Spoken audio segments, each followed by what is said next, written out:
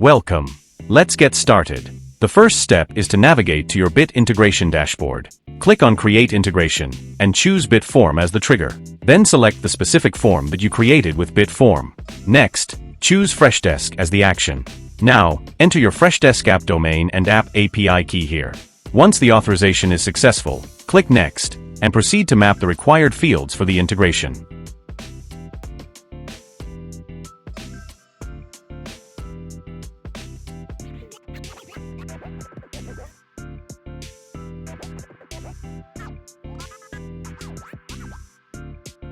After mapping the required fields, click Next, and save the flow.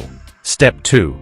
Once the setup is complete, please fill out the specific form that you created with Bitform and submit it. Step 3.